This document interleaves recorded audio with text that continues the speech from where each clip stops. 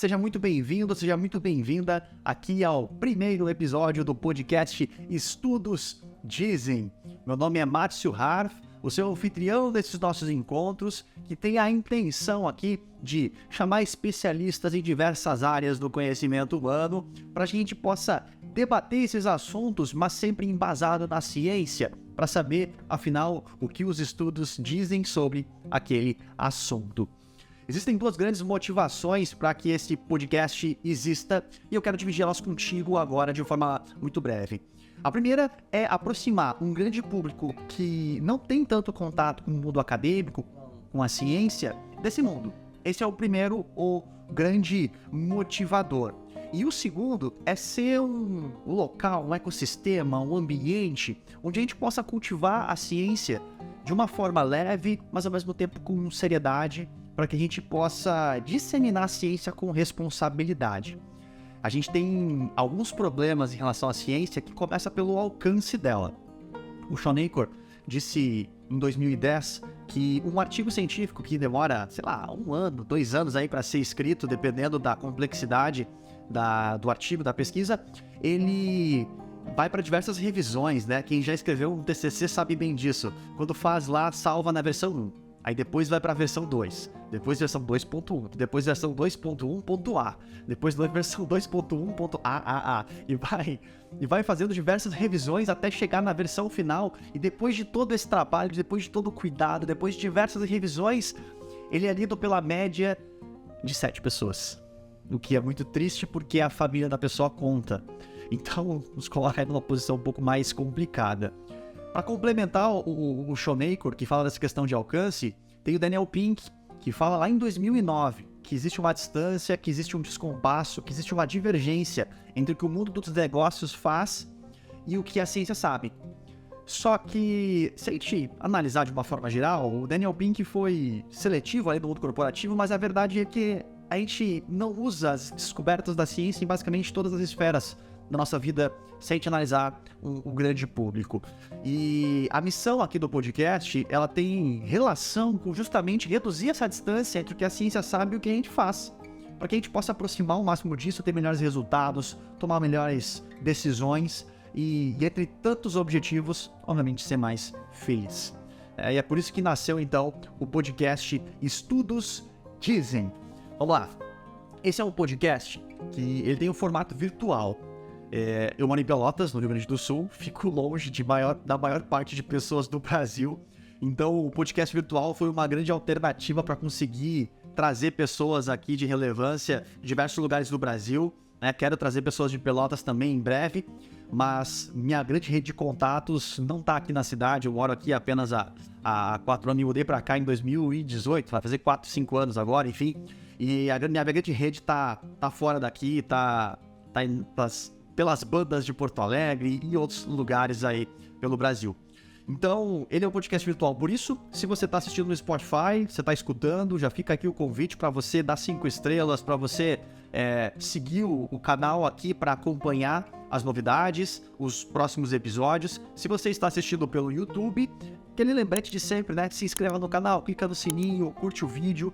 E tudo isso, obviamente, se você acreditar que o que a gente está fazendo aqui, se o que eu te contei até aqui tem relevância, se você acredita e se você acredita junto comigo, na verdade, que tudo isso pode ser interessante e ter relevância e ser importante para alguém. Então, basicamente, esse é o meu convite aqui. Eu preciso ser um pouco sincero que tem um outro motivador aqui, que é um motivador muito mais pessoal do Márcio. Por quê? Vamos lá. Eu sou um consumidor de alguns podcasts, não tanto quanto muitas pessoas, mas eu me considero um consumidor de podcast ali. E volta e meia, eu vejo em algum episódio ou algum corte, as pessoas falando algo do tipo, tem um estudo que diz isso, tem um estudo que diz aquilo. Só que, às vezes, a gente vê isso sendo feito, acontecendo, sem um cuidado em explicar como o estudo foi feito, sem explicar o contexto do estudo, sem explicar que muitas vezes aquilo não é replicável num outro país, porque essa pesquisa foi feita num cenário cultural diferente. E às vezes, dependendo da autoridade que a pessoa que está passando esse estudo adiante, vamos dizer assim, ele passa a imagem de que aquilo é uma verdade absoluta. E nesse momento, quando a gente tem esse tipo de distorção sobre alguns estudos, a ciência ela é deturpada. E isso me incomoda. Me incomoda muito, principalmente porque muitas vezes as pessoas falam de um estudo sem dar referência. Então, tem um estudo que diz isso. Tá, mas onde foi publicado? Não lembra. É complicado porque a base da ciência é a referência. A gente só tá onde estamos hoje na ciência porque a gente usa referências anteriores. Então, eu entendo que o podcast é um local de conversa meio que informal e que nem sempre a gente vai conseguir fazer isso de trazer as referências dos estudos que a gente traz e aponta. Mas a minha intenção aqui é que nesse ambiente a gente se esforce para isso. Nesse ambiente a gente, tente fazer episódios, conversas, onde a gente dê a referência para que, se possível, a gente tenha um podcast com referência bibliográfica, com bibliografia. Para colocar na descrição lá do YouTube, por exemplo, os estudos que foram comentados aqui, as referências dos estudos, para que a gente possa ajudar as pessoas, educar, na verdade, também, as pessoas que não têm tanta familiaridade com a ciência, a se questionarem sempre. Tá, beleza, esse estudo diz isso, mas quando ele foi publicado? Não foi publicado um estudo mais novo que talvez desmente isso ou atualiza isso? Então, é propor um ambiente onde a gente vai se familiarizando com a ciência, na verdade, na sua essência. É basicamente isso. Então, isso me incomoda um pouco e tem a ver, o próprio nome do podcast tem um pouco a ver com isso, uma brincadeira com muitas deturpações da ciência que aconteceram e que eu via acontecerem, as pessoas dizendo estudos dizem pra lá. Então aqui é um lugar realmente onde a gente vai falar sobre o que dizem os estudos, beleza? Mais uma vez, eu lembro que no meio da conversa a gente não vai conseguir lembrar de tudo, mas a gente quer carregar aqui, eu quero carregar basicamente essa intenção.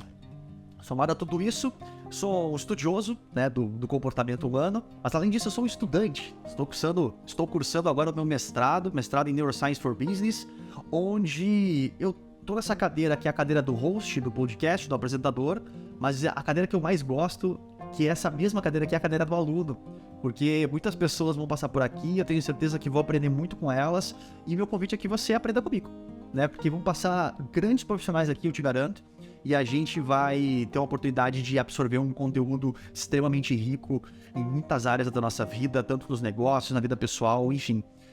Meu compromisso contigo aqui no episódio 0 é fazer 52 episódios. Esse é meu compromisso. 52 episódios do podcast Estudos Dizem em um ano. É um desafio, tá aqui agora formalizado o meu compromisso, minha intenção, e agora é buscar e correr atrás para conseguir trazer todos esses profissionais para falarem sobre diversas áreas da vida aqui comigo e, obviamente, com você que está aí ouvindo e assistindo. Então, talvez a essa altura, você esteja se pensando quem é o Márcio, E nesse episódio, que é o primeiro episódio do podcast, mas na verdade eu vou chamar ele de episódio 0. Esse aqui é o episódio 0, porque o primeiro podcast vai ser com o primeiro convidado. Então esse é o podcast de apresentação aqui, para você entender a essência, como vai funcionar e, enfim, para você entender o conceito aqui, porque não é só um podcast, tem uma ideia por trás, tem uma missão, tem um propósito por trás aqui de tudo isso que tá acontecendo, que você tá vendo e enxergando, e eu queria te dividir isso contigo, pra gente estar na mesma página.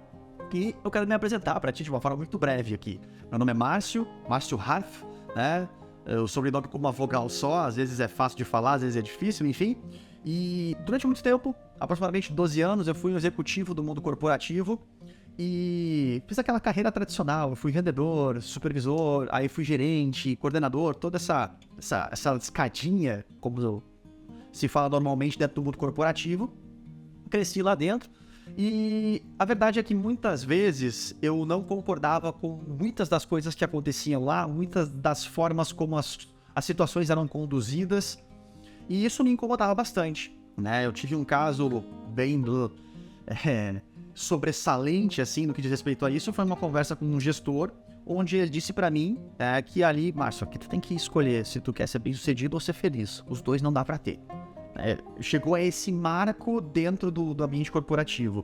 A intenção do meu gestor naquela época, eu entendo, era uma intenção paternalista, era, entre aspas, para me proteger. Por quê? Porque eu tava começando a me expor e a me posicionar de que eu não concordava com muitos dos meios, dos jeitos, da cultura como as coisas aconteciam. E quando ele me disse isso, era pra eu meio que, baixa a bola aí, porque se tu continuar falando assim, cara, vão achar que tu não tá pronto pra crescer, e eu sei que tu quer crescer aqui dentro e tudo mais. Então, cara, aquilo foi um baque pra mim, e ao mesmo tempo que eu entendi que essa era a regra do jogo, e joguei as regras do jogo pra, inclusive, conseguir crescer porque joguei o jogo com suas regras, fora dele, eu sempre me cuidei muito, né? Durante muito tempo, eu fui um executivo que, mesmo entregando grandes resultados, eu tinha uma boa estrutura pessoal que me fazia ser diferente dos meus colegas, que eu via muitas vezes fazendo competição para ver quem tomava o remédio mais forte para aguentar a pressão. Eu vi isso de perto acontecer. Eu vi, cara, eu tô tomando esse remédio tarja preta, mas eu tô tomando esse. E eu pensava, eu olhava aquilo, meu Deus do céu, cara, será que só eu tô feliz de não estar tomando nenhum desses remédios? O que tem de errado comigo? Né, eu pensava, né, essa competição de maior tragédia, enfim. Moral da história, eu fui esse executivo diferente da maioria das pessoas que hoje fala sobre felicidade, que é o tema central que o Márcio fala, né? O Márcio fala sobre ciência da felicidade. Quem é o Márcio? O Márcio é o cara da ciência da felicidade, né? Só que muitos dos profissionais que hoje falam sobre ciência da felicidade são executivos que tiveram uma trajetória, em algum momento tiveram um piripaque, um burnout, um transtorno mental, etc., e ali tiveram que repensar suas vidas para poder lidar com as coisas. Eu não sou esse cara. Eu sempre lidei bem. Tive alguns piripaques aí no meio do caminho, mas não foi durante essa trajetória. Então, eu sempre lidei muito bem e soube utilizar de uma forma muito boa muitas das descobertas da ciência ao longo da minha vida.